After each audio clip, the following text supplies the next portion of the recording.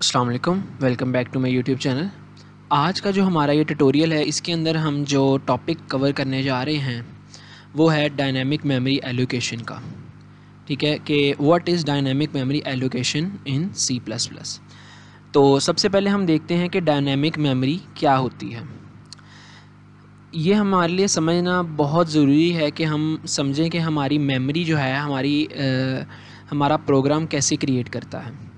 सबसे पहले हम जब भी एक वेरिएबल बनाते हैं इंटीजर a के नाम से, ठीक है, तो हमारा प्रोग्राम क्या करता है कि इंटीजर a को एक मेमोरी एलोकेट कर देता है। ठीक है, अब ये काम कब होता है, इसको मेमोरी एलोकेट कब करता है हमारा प्रोग्राम इसको मेमोरी एलोकेट कंपाइल टाइम पे करता है। कंपाइल टाइम पे कैसे करता है, जब हम इस प्रोग्राम को कंपाइल करेंगे तो हमारी ये जो मेमोरी है इस वेरिएबल की, ये मेमोरी एलोकेट हो जाएगी। अच्छा, अब ये मेमोरी जो है ये कहाँ पे एलोकेट होगी, ये हमारी मेमोरी होती है, एक स्टैक मेमोरी होती है जिसको हम लोकल मेमोरी भी कहते हैं, और दूसरी तरफ हमारी होती है एक हीप मेमोरी जिसको हम डायनामिक मेमोरी भी कहते हैं। अब जो हमारी लोकल मेमोरी यानी स्टैक मेमोरी होती है वो होती है हमारी कंपाइल टाइम मेमोरी। जब भी हम वेरिएबल्स क्रिएट करेंगे, जैसे इंटीजर a है, इंटीजर b = 9 है, तो ये हमारे कंपाइल टाइम के ऊपर जो है वो क्या कहते हैं, मेमोरी जो है हमारी एलोकेट इनकी हो जाएगी। और कहाँ पे होगी, ये स्टैक वाली मेमोरी यानी लोकल मेमोरी के अंदर हमारी एलोकेट होगी। अब हीप मेमोरी या डायनामिक मेमोरी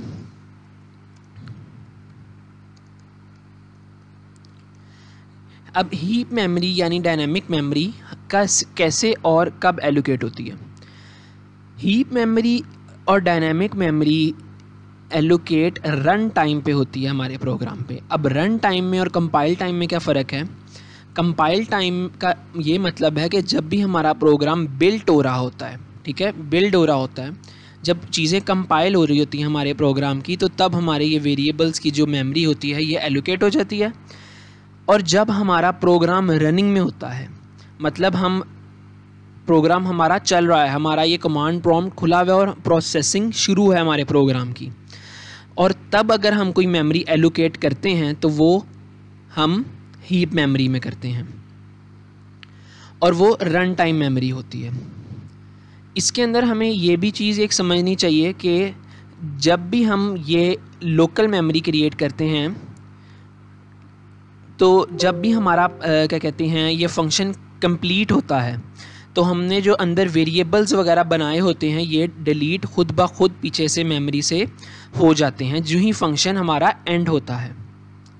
लेकिन जब हम हीप मेमोरी या डायनामिक मेमोरी एलोकेट करते हैं, तो जब फंक्शन एंड होता है तो वो ऑटोमेटिकली हमारा जो मेमोरी होती है वो फ्री नहीं होती, हमें वो फ्री डिलीट करनी पड़ेगी। अब डायनामिक मेमोरी एलोकेट करने के लिए हमारे पास पॉइंटर्स का कॉन्सेप्ट आता है। हम पॉइंटर्स के अंदर जो है वो डायनामिक मेमोरी जो है वो एलोकेट कर सकते हैं। तो हम अब आगे चलते हैं और देखते हैं कि हम अपनी डायनामिक मेमोरी किस तरह से या हीप मेमोरी किस तरह से हम एलोकेट करते हैं। तो सबसे पहले मैं यहाँ पे एक इंटीजर स्टैटिक पॉइंटर के नाम से एक वेरिएबल मैंने बनाया। अब हमने अपनी डायनामिक मेमोरी कैसे क्रिएट करनी है, हम करते हैं इज़ इक्वल टू के बाद हम लिखते हैं न्यू का कीवर्ड, न्यू के बाद हम लिखते हैं डाटा टाइप। अब इस पॉइंटर की डाटा टाइप क्या है, इंट, ठीक है, कि ये इंटीजर का पॉइंटर है, तो हम लिखेंगे इंट, और उसके बाद हम स्क्वायर ब्रैकेट्स लगाएंगे, और स्क्वायर ब्रैकेट्स में हम क्या करेंगे, उसका साइज़ देंगे। जैसे अगर मैं 10 का साइज़ दे देता हूँ, तो अब ये क्या हुआ है, ये हमारी डायनामिक मेमोरी एलोकेट हो गई है जो कि रन टाइम पे एलोकेट होगी। और कितनी मेमोरी एलोकेट की है हमने, 10 की। हमने कहा है कि हमें इंटीजर की 10 की मेमोरी चाहिए डायनामिक, ठीक है। ये तरीका है जिसके थ्रू आप जो है अपनी हीप मेमोरी या डायनामिक मेमोरी जो है वो रन टाइम के ऊपर एलोकेट कर सकते हैं। अब डायनेमिक मेमोरी और जो लोकल मेमोरी है उसके अंदर हमें फ़ायदा या नुकसान क्या है। अब हम एक एग्जांपल लेते हैं एक अरे की। जब भी हम एक अरे बनाते हैं,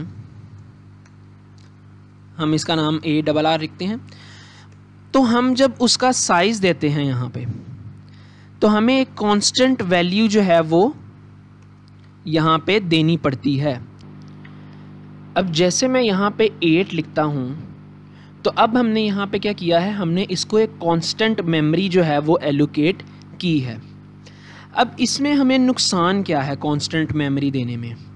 अब हम देख सकते हैं कि अगर मैं यहाँ पे इंटीजर साइज़ लिखता हूँ इज़ इक्वल टू 10 कर देते हैं, और यहाँ पे अगर मैं साइज़ का वेरिएबल लगाता हूँ, तो अब ये मुझे एरर दे रहा है। एरर इसलिए दे रहा है क्योंकि साइज़ कांस्टेंट नहीं है, हमें यहाँ पे कोई कांस्टेंट वैल्यू देनी पड़ेगी। अब इसका नुकसान ये है कि हमें कंपाइल टाइम पे पता नहीं है कि हमने कितनी मेमोरी यूज़ करनी है। अगर हमारे क्वेश्चन की रिक्वायरमेंट ये है कि हमने यूज़र से इनपुट लेनी है कि यूज़र जितनी मर्ज़ी चीज़ें जो है हमें वो दे सकता है, साइज़ डजेंट मैटर, वो जो मर्ज़ी हमें दे, जितने मर्ज़ी डाटा हमें दे, तो हमें ये पता होना चाहिए कि हम इसके लिए, इस मेमोरी के लिए, ये जो अरे की मेमोरी है कांस्टेंट है। अब इसके लिए ये है कि हमें पता होना चाहिए कि हमारा साइज़ कितना है, लेकिन अगर हमें नहीं पता तो हमारे लिए ये अरे का जो काम है ये मुश्किल हो सकता है कांस्टेंट मेमोरी के साथ। तो पहले जो हमने अरे के साथ काम किया था उसके अंदर हमने ये किया था कि हम इसका साइज़ कोई बड़ा ले लेते थे। जैसे हमने इसका अरे का 1000 साइज़ ले लिया। अब समझ लें कि हमने इसके अंदर से 100 जो इसके मेमोरीज़ थी वो हमने यूज़ कर ली हैं, लेकिन जो बाकी 900 बच गई हैं वो तो ज़ाया हो गई हमारी।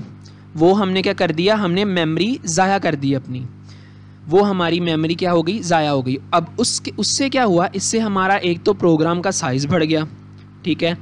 अब इससे हमारा प्रोग्राम है उसको प्रोसेसिंग ज़्यादा करनी पड़ी, उसको 1000 मेमोरी एलोकेट करनी पड़ी, ठीक है। और सबसे ज़्यादा मसला ये है कि हमने अपनी मेमोरी ज़ाया की। और जब हम आगे अपनी फील्ड में आगे जाएंगे तो हम देखेंगे कि हमने मेमोरी कैसे सेव करनी है, तो उससे तो ये बिल्कुल ऑपोजिट जा रहा है, क्योंकि हमने यहाँ पे हम मेमोरी सेव नहीं कर पा रहे। लेकिन ये मसला हमारा डायनेमिक मेमोरी जो है वो हल कर देती है कि हम डायनेमिक मेमोरी जो है वो नॉन कांस्टेंट वैल्यूज़ के साथ रन टाइम के ऊपर बना सकते हैं। जैसे अगर मैं यहाँ पे साइज़ का वेरिएबल लिखूँ तो अब आप देख सकते हैं यहाँ पे मुझे कोई एरर नहीं आ रहा। अब इससे मुझे ये फ़ायदा है कि मैं तो यहाँ पे सी इन यूज़र से साइज़ करवा लूँ कि यूज़र हमें रन टाइम पे बता दे कि भाई वो हमें कितनी वैल्यू जो हैं वो देने वाला है। अरे के सिलसिले में ये काम हम नहीं कर सकते, क्योंकि अगर मैं यहाँ पे सी इन साइज़ भी कर लूँ तो हम यहाँ पे जब साइज़ लिखेंगे तो हमें एरर आएगा, क्योंकि साइज़ इज़ नॉट कांस्टेंट। और अगर मैं यहाँ पे कांस्टेंट का कीवर्ड लगा दूँ तो हमारा यूज़र इस वैल्यू को चेंज नहीं कर सकता। ये देख रहे हैं आप, सी इन के ऊपर अब एरर आने लग गया। इसलिए हमारा ये काम हल किया है किसने, हमारी डायनेमिक मेमोरी ने, जो कि हम पॉइंटर के साथ उसको एक्सेस कर सकते हैं, ठीक है। तो ये हमारा जो कुछ फ़ायदे हैं हमारे डायनेमिक मेमोरी के, और हमने आज देखा कि डायनेमिक मेमोरी हमने कैसे एलोकेट करनी है।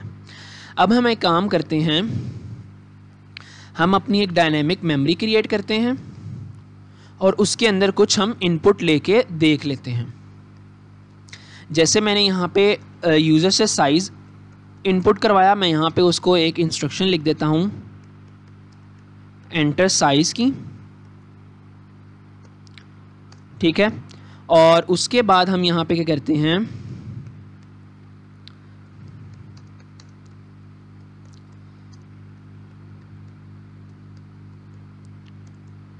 हम यहाँ पे अपने जो पॉइंटर के अंदर हमें रन टाइम पे ये जो मेमोरी हमें एलोकेट हुई है उनके एड्रेसेस प्रिंट करवाते हैं कि हमें कौन कौन से एड्रेसेस जो हैं वो एलोकेट हुए हैं।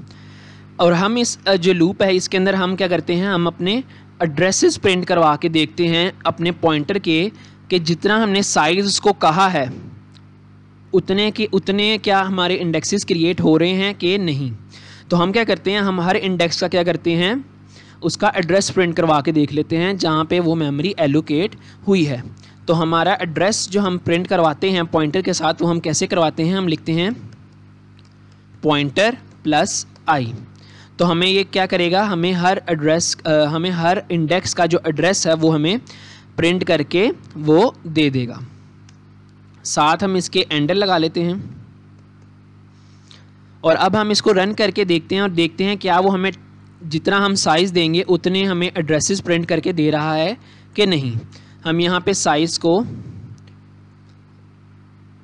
हम उसको एलोकेट नहीं, उसको भी मेमोरी हम नहीं देते, हम उसको सी इन से देंगे, सी इन से हम उसको इनिशियलाइज करेंगे। ठीक है,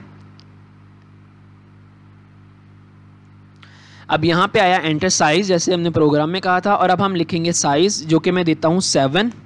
और अब आप देख सकते हैं उसने मुझे 7 एड्रेसेस जो हैं वो प्रिंट करके दे दिए हैं। और जो कि अब हम एक और एग्जांपल कर लेते हैं, हम इसी को दोबारा रन करते हैं और इस दफ़ा हम 10 करके देख लेते हैं कि 10 का साइज़ हमें दे रहा है कि नहीं। तो आप देख सकते हैं उसने हमें 10 एड्रेसेस जो हैं वो प्रिंट करके दे दिए हैं, मतलब कि हमारी मेमोरी एलोकेट हो गई है इस पॉइंटर के ऊपर। ठीक है, तो आज का यही कॉन्सेप्ट था कि हमने डायनेमिक मेमोरी कैसे एलोकेट करनी है हम अपने प्रोग्राम के अंदर। तो हमने क्या देखा आज कि डायनेमिक मेमोरी क्या होती है। डायनेमिक मेमोरी होती है रन टाइम मेमोरी, जो कि रन टाइम के ऊपर आपका जो प्रोग्राम है वो एलोकेट करता है। जो दूसरी मेमोरी होती है वो होती है कंपाइल टाइम मेमोरी, जो कि हमारा कंपाइल टाइम के ऊपर मेमोरी एलोकेशन होती है। अब इसको हमने हमारा जो सिंटैक्स है जिससे हमने इसको जो है वो एलोकेट करवाना है मेमोरी को, वो है कि हम एक पॉइंटर बनाते हैं, कोई भी पॉइंटर बना लें आप। अगर हमने करैक्टर का पॉइंटर बनाना है तो हम करेंगे करैक्टर स्टैटिक पॉइंटर, और यहाँ पे हम आएंगे आगे और न्यू, अब इंट नहीं करेंगे, हम उसकी डाटा टाइप लगाएंगे जिस डाटा टाइप का हमारा पॉइंटर है, और इसको हम कहेंगे न्यू करैक्टर, और जितना हमने साइज़ देना है वो हम साइज़ दे देंगे। इसके फ़ायदे हमारे पास क्या हैं कि डायनेमिक मेमोरी जो है वो हम जब रन टाइम पे करते हैं एलोकेट, तो हमने कांस्टेंट साइज़ नहीं देना होता, हम उसको रन टाइम के ऊपर उसके साइज़ को ज़्यादा भी कर सकते हैं और कम भी कर सकते हैं। ठीक है, लेकिन जो अरे होती है उसके अंदर हमें कांस्टेंट देना पड़ता है, तो हमारी मेमोरी जो है वो बहुत ज़्यादा ज़ाया होती है उस सिलसिले में, इसलिए हम डायनेमिक मेमोरी को प्रेफर करते हैं। तो जो नेक्स्ट वीडियो होगी उसके अंदर हम ये देखेंगे कि हम रन टाइम के ऊपर हम अपने इस डायनेमिक मेमोरी के जो साइज़ का हमने पॉइंटर बनाया है, इस मेमोरी को हम रन टाइम के ऊपर इंक्रीज़ कैसे कर सकते हैं विदाउट डाटा लॉस, और डिक्रीज़ कैसे कर सकते हैं विदाउट डाटा लॉस।